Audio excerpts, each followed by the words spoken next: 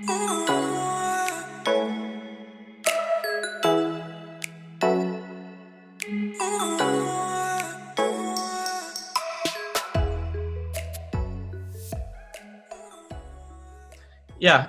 berikutnya dari Pak Nurtantio. Saya unmute, silakan Pak. Selamat malam Pak. Malam Pak. Oh iya, udah kedengeran ya Pak? Ini Siap. Pak, saya mau bertanya Pak. Kan saya habis analisis salah satu emiten kan Pak. Selama kinerjanya itu baik selama 5 tahun. Tapi dalam jangka 5 tahun tersebut marketnya itu nggak merespon gitu loh. Harga sahamnya pun tetap turun terus. Kalau semisal Bapak di posisi saya gitu, apakah Bapak akan melakukan take action apa gimana? Mohon ininya Pak, penjelasannya gitu Pak. Pertanyaan saya yang turun tadi sahamnya atau perusahaan kinerjanya? Kinerjanya tetap bagus Pak selama 5 tahun itu, tapi harganya itu tetap turun. Itu saya kurang ngerti juga kenapa gitu Pak. Harga sahamnya? Iya. Lah kalau value investor mah fokusnya perusahaan Pak. Kalau saya sih ya selama perusahaannya masih oke, manajemennya nggak ada masalah, ya itu kembali lagi. Kenapa kita harus pusing dengan harganya yang turun? Malah turun kan memberi peluang kita untuk beli. Kalau bagi saya gitu. Gimana Pak? Susah nggak kayak gitu? Enggak sih Pak, cuman dari opportunity saya lagi sih Pak sebenarnya. Kalau saya melihatnya value investing itu jangan opportunity dalam time frame yang singkat Pak. Kalau bisa ya Bapak mau mengincar ini berapa lama gitu kan? Berapa lama? Dan memang Pak bisa 3 tahun, bisa mungkin 10 tahun loh, bayangkan loh. Itu coba dilihat di saham MICE itu 10 tahun nggak bergerak itu harganya gimana itu. Tapi nah bisa dibayangkan harus tahan seperti itu Pak, nggak ada masalah. Value investing kan harusnya concernnya kepada dirinya sendiri, mampu nggak menahan seperti itu. Di situ beratnya. Ini Pak, saya ada pertanyaan lagi Pak. Kalau semisal nih Pak, kan dalam 5 tahun itu setelah kita analisis kan kinerja perusahaannya masih oke, tapi harga sahamnya terus turun. Tetapi tiba-tiba di tahun ke-6 perusahaan itu mengalami penurunan. Padahal saya udah take action semisal di tahun ke-4 gitu kan Pak. Itu kalau pendapat dari Bapak itu apakah saya mesti cut loss, apa tetap di hold aja, apa gimana ya Pak? Oke Pak, makasih pertanyaannya. Saya kira ini kembali ke para kerangka berpikir untuk menjual tadi ya. Ya lagi-lagi tergantung analisa Pak Nurtantio ya. Katakanlah perusahaan itu fast grower, punya pertumbuhan 15%. Kemudian di tahun ke-6 turun, itu kinerjanya turun. Nah, Bapak harus kembali ke concern. Apakah turunnya, kalau turun di masa corona ini ya tentu saja masuk akal kan. Hal yang wajar. Nah, apakah turunnya itu temporer? Apakah turunnya itu oleh gangguan yang ya isu ada kasus lah apapun lah, kalau di Warren Buffett dulu cerita di American Express ada skandal minyak isinya air itu misalnya kayak gitu. Ya kasus-kasus seperti itu. Nah, kembali Bapak harus kembali ke analisis apakah manajemen ini sebenarnya melakukan fraud enggak sih turunnya, apakah ini masih punya ruang setelah kasus, setelah siklus, setelah apapun yang mengganggu kinerja perusahaan dalam waktu singkat ini, ataukah kinerja ini sebenarnya potensi untuk mengganggu dalam jangka panjang. Kalau menurut analisis Bapak ini akan mengganggu dalam jangka panjang, ya udah sih silakan dijual kalau itu menurut kerangka berpikir menjual dalam analisis yang salah tadi. Tetapi kalau semua masih berbicara ya itu tadi ini hanya kasus temporer, ini bisa bangkit lagi, saya kira ya kembali ke masing-masing, apakah ada opportunity yang lain, nggak ganggu itu. Ya kinerja 5 tahun nggak dapat itu ya anggap saja itu resiko, kan investasi selalu ada resiko seperti itu ya. Menurut saya seperti itu Pak. Oke, apakah sudah jelas? Makasih. Ya, oke. Jelas Pak. Makasih banyak Pak insight-nya Pak. Sama-sama Pak. Oke, Saya akan unmute Pak Pranoto. Silakan, Pak. Halo malam Pak Dodi, Pak Arif. Malam, Dengar Pak. dengarannya. Siap, Pak. Ini Dengar, saya Pak. sering ikutin Pak Arif juga sebenarnya di Bola Salju ya. Jadi saya mau nanya ya, ada 2 pertanyaan. Pertama nih, saya mau cerita sedikit. Jadi saya ada satu watchlist di saham second liner. Tadi kan saya dengar tentang profile filtering. Jadi saya punya perusahaan second liner yang saya watchlist ini tuh gini, saya tuh mengerti industrinya, saya juga bekerja di industrinya, perusahaan itu juga growth dari masa ke masa, ya mungkin salah satu perusahaan yang pernah multi-bagger juga. Nah, profit margin yang saya tanyakan. Profit margin itu rata-rata memang sekitar cuma 2-3% secara Q to Q. Nah, dan saya juga cek memang kalau perusahaan kompetitor tuh memang rata-rata marginnya itu hanya 2-3%. Nah, ini kan sebenarnya sangat bisa dibilang resikonya sedikit tinggi ya, karena kan kalau misalnya rata-rata kalau misalnya kita mau lihat perusahaan sehat itu kan net profit marginnya itu harus di atas 8%, ya di atasnya mungkin nggak sampai ada 15%. Memang beda-beda ya setiap industri. Nah, pendapat Pak Arif sendiri tentang perusahaan ini seperti apa ya gitu kalau net profit marginnya hanya 2-3% secara YoY, begitu sih. Itu pertanyaan pertama sih, mungkin boleh dijawab dulu sebelum lanjut ke pertanyaan kedua. Oke, Pak. Gimana, Pak Dodi? Saya jawab langsung? Boleh, Halo? Pak, silakan. Ya. Ya, makasih Pak Pranoto. Terima kasih sudah cerita follow Bola Salju. Kalau tadi Bapak cerita, Bapak sudah analisis, concern-nya net profit margin. Kalau menurut saya sih tinggal dibandingkan dengan sektor. Kalau memang perusahaan itu masih bersaing, NPM-nya, saya kira ya tidak ada masalah, berarti kan sebenarnya sama-sama bagus.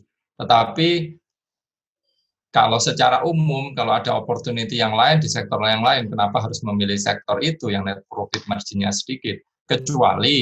Kecuali sektor ini punya pertumbuhan yang tinggi, yang sangat menarik, dalam arti kita nggak bicara NPM, tapi berbicara growth di perusahaan itu dan punya opportunity dari sisi value yang kita bisa masuk ke sekarang untuk eksekusi value-nya di masa yang akan datang.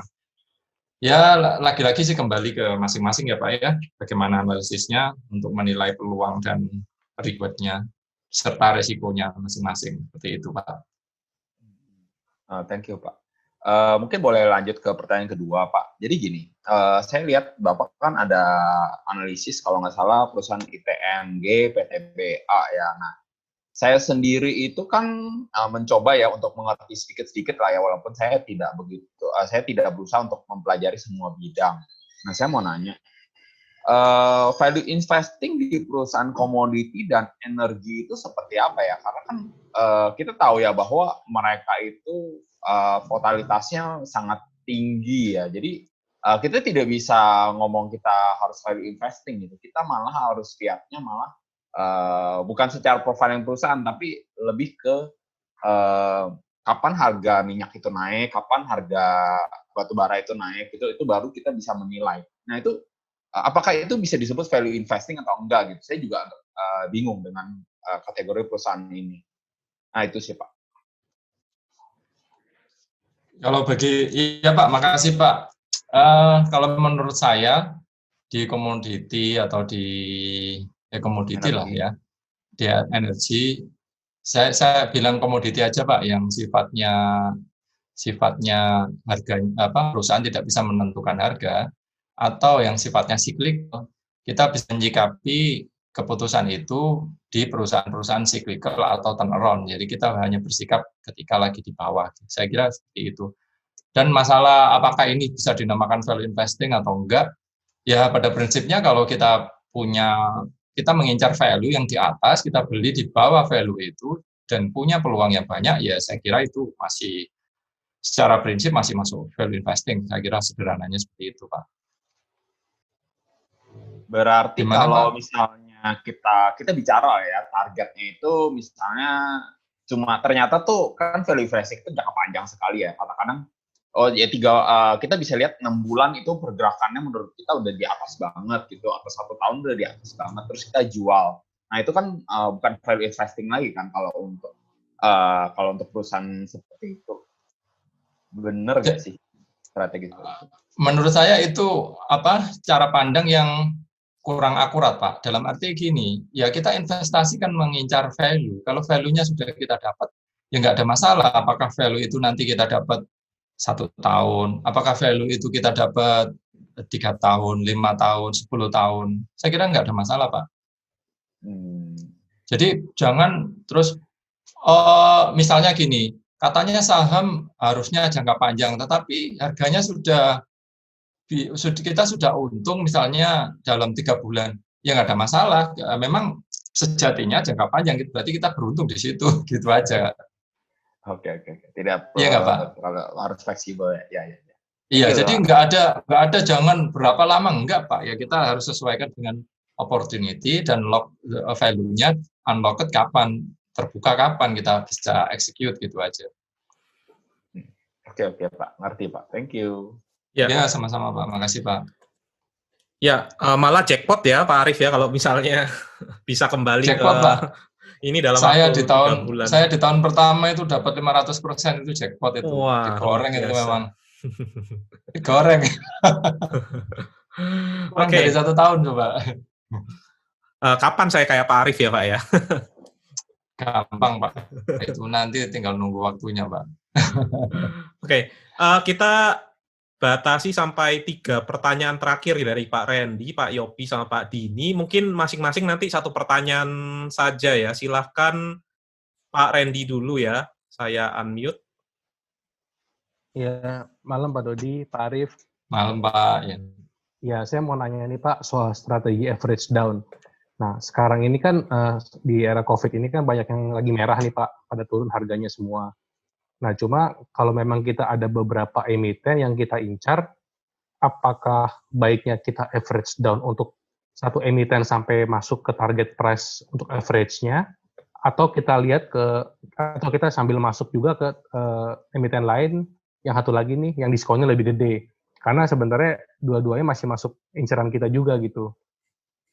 Apa kita fokus di satu sampai titik yang kita mau, nilai average-nya, atau beralih ke yang diskon lebih gede ya Pak? Ya, antara diskon atau ini. Ya, sama-sama itu, diskon Pak, sih sebenarnya. Sama-sama diskon ya. Misalnya yang A, Bapak sudah punya 10% dari Porto, atau berapa? 5% gitu. Ya, misalnya yang pertama udah cukup besar lah. Cuman posisi harga sekarang juga masih di bawahnya lagi. Nah, yang satu lagi kita belum punya nih. Tapi harganya tuh udah di bawah banget dari yang umumnya. Ya, makasih Pak. Saya kira singkatnya kalau saya lebih senang ke posisi relatif terhadap alokasi kapital yang saya rencanakan di perusahaan itu atau di sektor itu. Jadi misalnya gini, di sektor konsumer lah katakanlah misalnya, saya mau masuk 10% katakanlah atau 20%. Nah, di sektor konsumer itu apakah saya mau fokus ke satu perusahaan, apakah 2 perusahaan, apakah kalau memang saya nggak yakin di satu perusahaan, saya akan invest di perusahaan yang lain kan kayak gitu. Kalau itu sudah tercapai, ya sudah, saya nggak akan nambah lagi di perusahaan itu, biarpun menawarkan peluang yang lain dibanding perusahaan yang lain, misalnya gitu, Pak. Kalau saya lebih concern ke alokasi kapital yang saya rencanakan. Kecuali ada planning yang lain setelah berjalan 6 bulan, ada beberapa yang dapat dividen, ada kas, ada ini, ya itu kan bicara kita allocate capital lagi yang baru. Rencana ini ke depan nanti bagaimana gitu. Nah, ini saya kira penting untuk dicatat alokasi kapital dari periode ke periode sehingga nanti kita mungkin bisa belajar, bisa evaluasi, bisa sekaligus bisa tertawa kalau hasilnya bagus gitu ya. Kita bisa senang gitu kalau kayak gitu, Pak. Oke. Apakah sudah menjawab, Pak? Pak ya, Randy. Menjawab, Pak. Siapa? Oke. Terima kasih Pak Randy. Pak Yopi. Silakan Pak. Halo, selamat malam Pak Dodi dan Pak Arief. Sebetulnya saya ada beberapa pertanyaan. Saya pengen insight dari Pak Dodi dan Pak Arief, tapi karena Pak Dodi tadi bilang hanya satu pertanyaan, tapi izinkan saya coba mengajukan beberapa pertanyaan. Kalau ada waktu, jika berkenan boleh dijawab, Pak.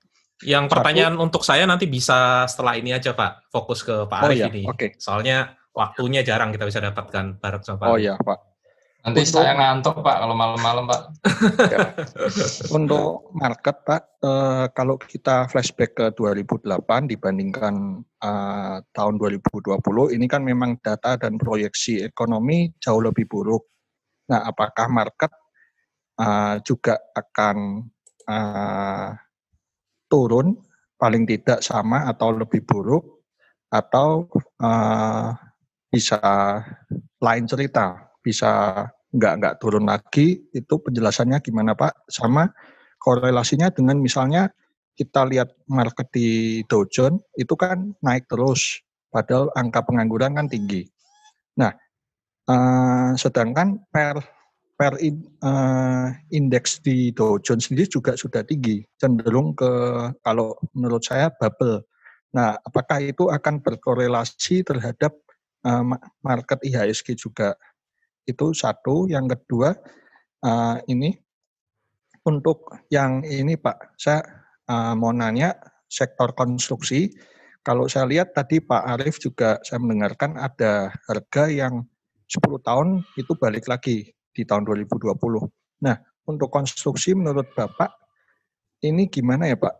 Karena harganya udah balik lagi, tapi hutangnya juga kan tinggi sekali ini. Tapi konstruksi kebanyakan dipegang oleh BUMN. Jadi saya mau tanya menurut pandangan Bapak seperti apa? Itu aja Pak, terima kasih. Ya, makasih Pak. Semoga nggak salah ya saya nangkep pertanyaannya, semoga saya bisa jawab ini. Saya untuk korelasi atau situasi bursa di luar begitulah, di sini beginilah, atau misalkan ada pendapat pakar yang mengatakan ini nanti lebih buruk dibanding,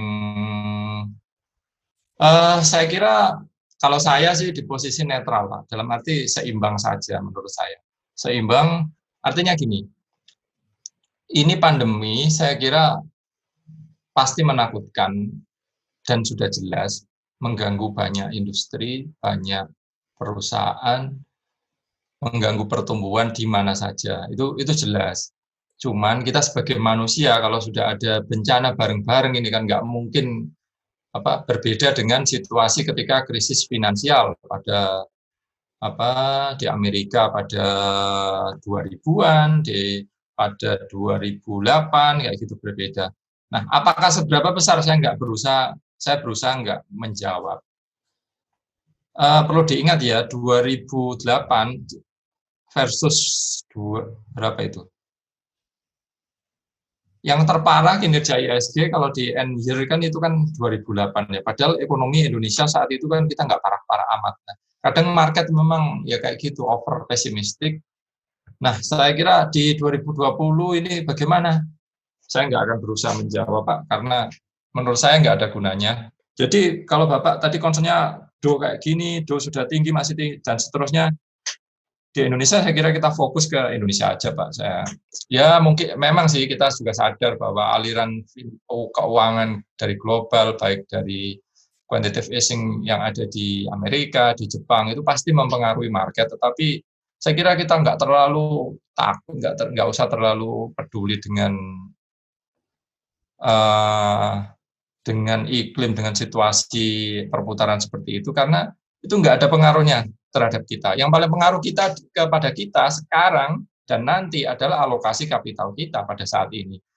Terus pertanyaan kedua tadi, gimana Pak Dodi? Tadi ya, mohon maaf. Tadi mungkin ini Pak, sektor konstruksi. Sektor konstruksi. Ya. Balik ke harga 10 tahun yang lalu, tapi utangnya malah lebih tinggi dari 10 tahun yang lalu. Iya, sektor konstruksi saya kira kan memang padat modal ya Pak ya. Mungkin Pak Dodi ini sebenarnya yang lebih ahli di bidang konstruksi. Saya bukan keahlian saya untuk menjawab seperti itu, meskipun saya berusaha memahaminya.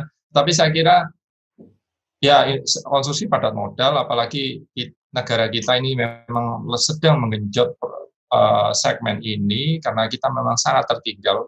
Sudah berapa puluh tahun kita konstruksi nggak dibangun, nggak ditambah, negara kita memang tumbuh, pasti beban liabilitas keuangan besar dan mayoritas BUMN. Nah, kembali lagi ke concern-nya dengan Bapak tadi yang tanya, mohon maaf ya Pak ya, intinya adalah kalau BUMN, saya kira masa sih Pak BUMN dibangkrutin oleh pemerintah? Kayak gitu aja Pak. Berbeda ya dengan perusahaan swasta yang harus mampu menangani dirinya sendiri ya, saya kira seperti itu. Ya tentu yang nggak benar pasti akan susah ya, kayak misalnya di Jiwasraya gitulah. Ya itu kan susah sekali untuk di-turnaround, tapi kalau memang proyek konstruksi itu kan bisa dengan banyak cara, apakah aset di apa Pak istilahnya itu Pak, aset tol dijadiin aset finansial, dijual lagi ke market, ya seperti itulah Pak. Atau misalkan aset tolnya ditawarin dibentuk jadi aset finansialnya dijual ke investment banker lah, ke bank, ke yang lain, kan mereka ada bunga. Intinya seperti itu. Otomatis beban aset ini akhirnya lepas dari perusahaan konstruksi tadi, dari perusahaan-perusahaan, dari bank, dari yang lain, akhirnya kan balance-nya bagus lagi, seperti itu Pak. Sekuritisasi, mohon maaf. Terima kasih Pak Stephen ya. Oke, terima kasih. Ya, Chris juga nih. Pak Chris ya. Semoga menjawab pertanyaan Pak Yopi tadi ya. Ini pertanyaan terakhir dari Pak Dini. Nanti saya ada satu pertanyaan penutup buat Pak Arief. Silakan Pak Dini, satu pertanyaan. Ya, selamat malam Pak Dodi, selamat malam Pak Arief. Ya, kemarin saya sudah subscribe tapi belum sempat nonton berselancar di channel Bapak. Nanti kalau ada waktu ditonton Pak Dini. Ya, ya. Belum nambah video Pak. Ya, belum sempat sih. Nanti pelan-pelan saya coba selancar ke sana. Satu pertanyaannya aja sih Pak dari saya. Saya ingin tahu lebih detail, maksudnya tadi mungkin Bapak sampaikan tapi saya tidak tahu apakah mungkin karena putus-putus. Intinya saya ingin tahu Bapak strategi money management seperti apa untuk Bapak sendiri. Kalau dari Pak Dodi kan saya sudah sering dengar juga, termasuk saya juga sering bertanya kepada dia. Nah, untuk Bapak sendiri seperti apa dan bagaimana Bapak mengeksekusinya? Karena kan yang kita tahu misalkan ketika kita cash makin banyak, contohnya itu kan cash is the king gitu. Ketika contoh kayak kemarin ya jatuh hancur gitu ya, kita bisa masuk jojor habis-habisan. Nah, dari Bapak sendiri itu strateginya seperti apa gitu? Saya pengen tahu gitu kalau boleh di-share. Itu aja sih Pak. Terima kasih Pak Dodi, terima kasih Pak Arief. Ya. Money management ya Pak ya, Pak Dini ya. Iya, betul. Ya. Pak Dodi, saya boleh tanya, money management ini dalam istilah orang-orang ini atau mayoritas Pak Dini nih yang dimaksud seperti apa sih Pak? Kan istilah trader, istilah investor berbeda-beda. Mungkin lebih ke istilah, contoh misalkan Bapak sudah punya target nih, katakan untuk masuk di saham itu katakan misalkan X juta. Tapi tidak mungkin kan dari semua katakan duit yang Bapak Anda ini di luar daripada investasi lain kayak rumah, emas, dan lain-lain loh Pak ya. Jadi Bapak kan pasti ada pegang cash sedikit, misalkan ibarat kata orang keren, bahasa kerennya itu peluru gitu loh. Jadi ketika nanti ada market hancur, crash, Bapak sudah punya uang di tangan itu untuk tembak masuk lagi. Ibarat itu Pak. Gitu ya. Kira-kira seperti itu Pak. Jadi bagaimana memanage-nya? Apakah Bapak purely itu cuma taruh di cash doang atau Bapak ada masuk ke instrumen lain misalnya DPU dan sebagainya, dan bagaimana komposisi seperti itu Pak Bapak memanage-nya? Katakan misalkan contoh di saham kayak kemarin tuh dari porto Bapak itu sudah turun 40% atau bahkan belum turun 40%, 20% saja Bapak sudah masuk lagi atau 10% saja Bapak sudah mulai masuk. Seperti itu Pak. Oke Pak, makasih. Iya, saya kira udah jelas ya. Kalau saya ini pakai sebagai pandangan umum, saya pakai teori yang disajikan oleh Graham. Saya kira tergantung kepada masing-masing orangnya, kepada bagaimana dia handle stresnya, bagaimana dia handle kapasitas dirinya untuk uang terhadap uangnya juga, saya kira itu. Nah, di Graham mengajarkan gini Pak, cash atau obligasi 50, Graham bisa berkatakan kalau orangnya agresif sekali bisa bisa 75-25, ketika market lagi 75 maksudnya saham ya, 75% saham, ketika market lagi bearish, seperti itu, 25% obligasi. Atau ketika market lagi bullish, bisa dikurangi sedikit, misalnya 60 saham, 40 obligasi, seperti itu. Nah, kalau masalah pengaturan ini saya kira kembali kepada investor masing-masing. Misalnya, ya kita kan nggak mungkin ya Pak ya, hanya simpan di cash saja gitu. Ya mungkin disimpan di RDPU lah yang bisa mengembalikan katakanlah 4%-an, ya lumayan juga setahun gitu. Silakan kembali ke masing-masing ya Pak ya. Oke, apakah menjawab Pak Dini? Berarti lebih ke arah komposisi ya Pak ya, antara cash dan equity ya Pak ya? Saya lebih ke arah komposisi Pak, iya Pak. Iya, ini kok mirip-mirip ya, saya juga kayak gitu. Soalnya saya sering ditanya Pak, money managementnya kayak gimana, dibagi 10 kali, dibagi 5 kali, karena mungkin kita baca dari literatur value investing, kok nggak ada yang menjelaskan seperti itu.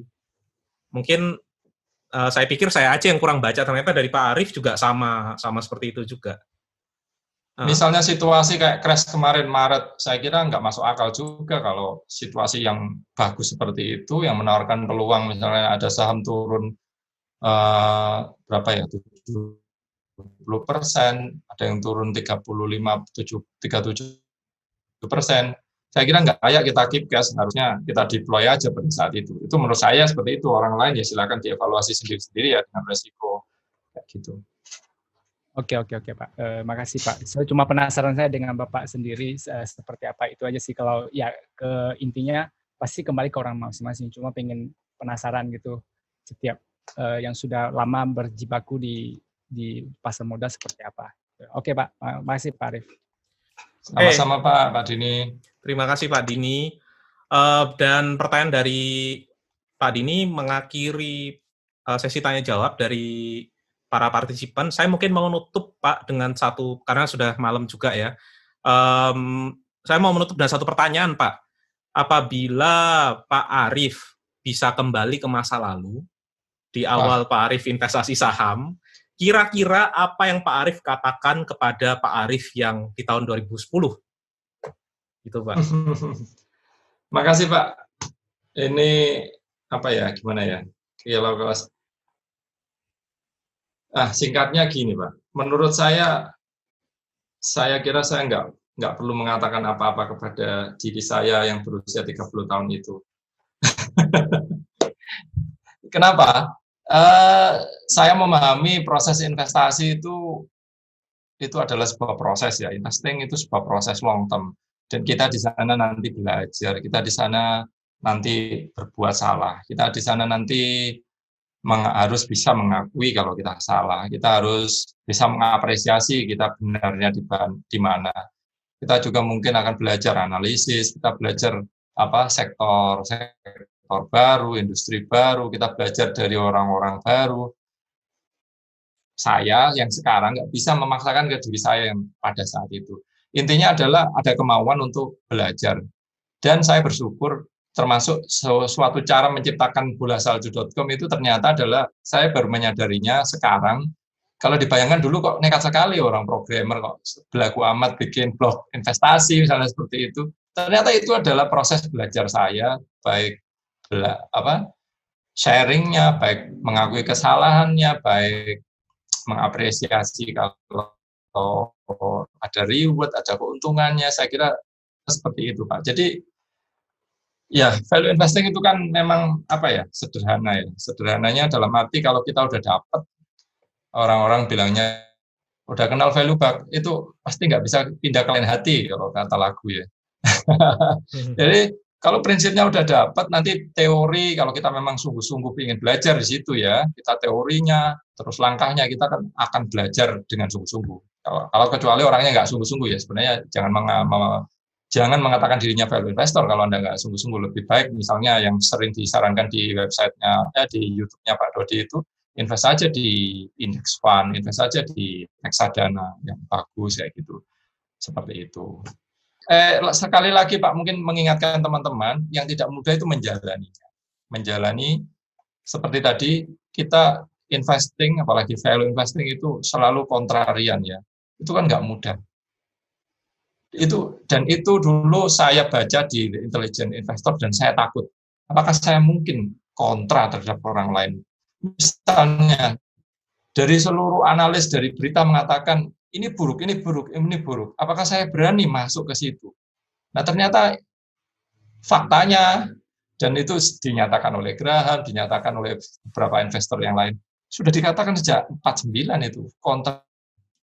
Kalau kita ingin untung, ya kita harus melawan arus. Kalau kita nggak melawan arus, maksud saya gitu. Seperti itu, Pak. Oke, Pak Arief. Jadi baik sekali nih pertanyaannya menyambungkan ke topik kita, yaitu perjalanan seorang value investor, Pak. Jadi investasi itu adalah perjalanan ya istilahnya ya, Pak ya. Nah, sekali lagi saya mau mengucapkan terima kasih sebanyak-banyaknya buat Pak Arief yang sudah mau bergabung, menyempatkan waktu 1,5 jam ya Pak ya di sini. Padahal mungkin janji saya ke Pak Arief mungkin cuma 1 jam atau 1 jam 15 menit saja. Terima kasih Pak, terima kasih Pak. Nanti saya akan terima kasih sebelumnya, terima kasih Pak Dodi kesempatannya, terima kasih kawan-kawan yang join, yang ngajuin pertanyaan atas kesempatannya. Sekolah Sarjo. Sukses ya Pak ya.